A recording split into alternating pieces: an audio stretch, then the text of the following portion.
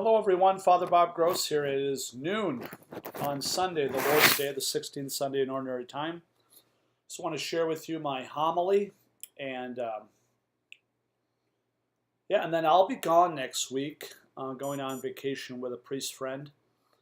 And please pray for the youth. They just went on their Catholic Heart Work Camp trip up to Minneapolis, and Deacon Tyler's with them, so please remember them in your prayers. And next weekend is Deacon Tyler's last weekend, so please remember him as he starts to make his way back to seminary and one more year of formation before he becomes a priest.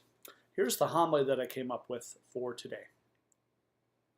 A couple of weeks ago, Deacon Tyler offered a homily about remaining in the present moment, that in the midst of the many schedules that we have, the task of remaining present is what actually allows us to experience the presence of God.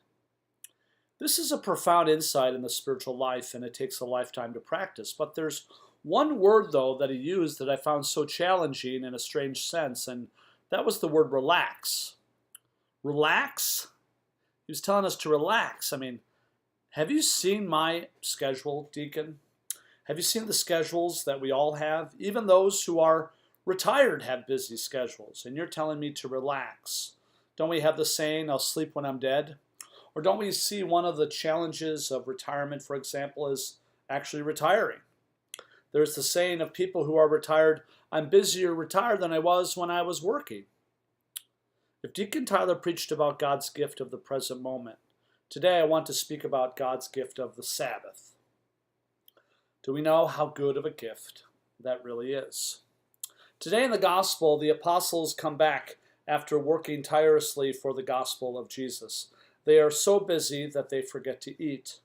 Jesus says to them, come away by yourselves and rest a while.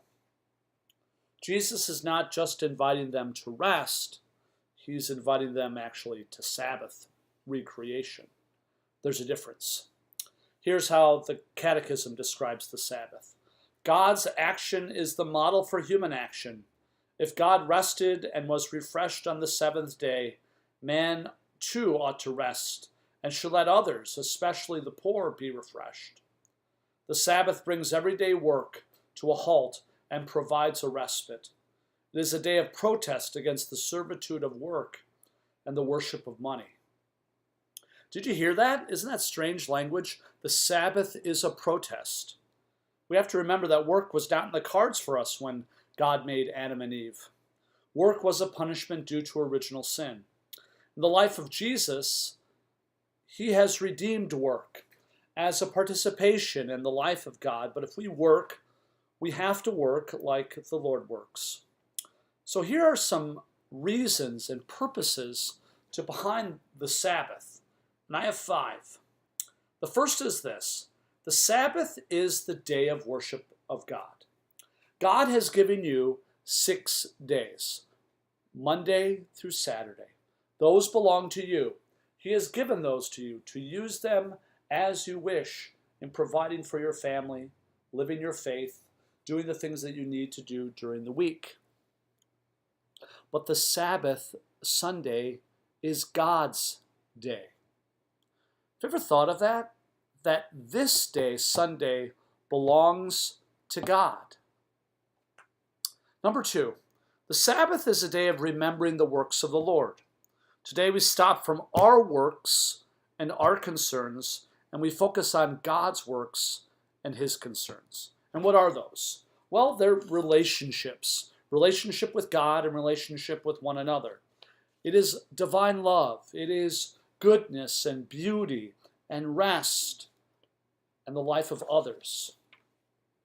Number 3, like I said before, the Sabbath is a protest against work. We work so that we can live our relationships. We don't live for work. There's more to life than money and possessions and tasks. And that's what the Sabbath reminds us of. Number 4, the Sabbath is a day devoted to good works. Visiting the lonely, taking communion to the sick, helping our neighbor with a project. A day of charity, a day of selflessness.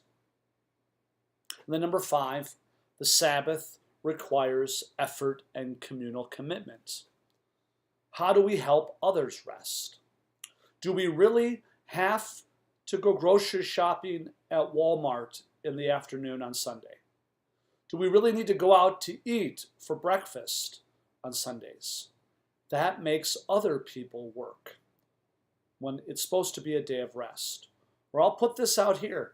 Do we really have to combine on Sundays during the harvest season?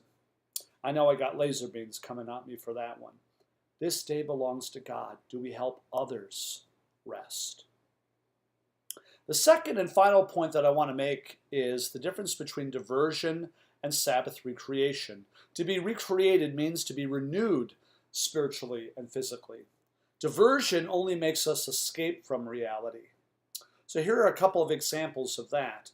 Diversion, hours and hours of television, Law and Order, dun-dun, dun-dun, dun-dun. Does that really help you relax and renew you? Or would rather recreation be taking a walk and enjoying a beautiful day? Another one, which is a pastime here in South Winneshiek County, is drinking a 30-pack of Busch Light.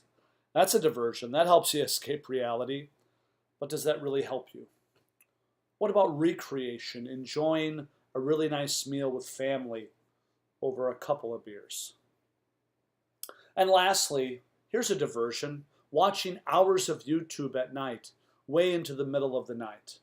Does that really help you for the next day? Or rather, recreation, getting 8 hours of good sleep so you can be generous to God and to others. In the end, Sabbath living takes discipline. We always need to choose it. That's why it's a commandment. Honor the Sabbath. The Lord has given us the gift of the Sabbath. The question is, do we receive it? Down deep, we all need it. We need to be recreated each week so that we can offer praise and service to God and our neighbor.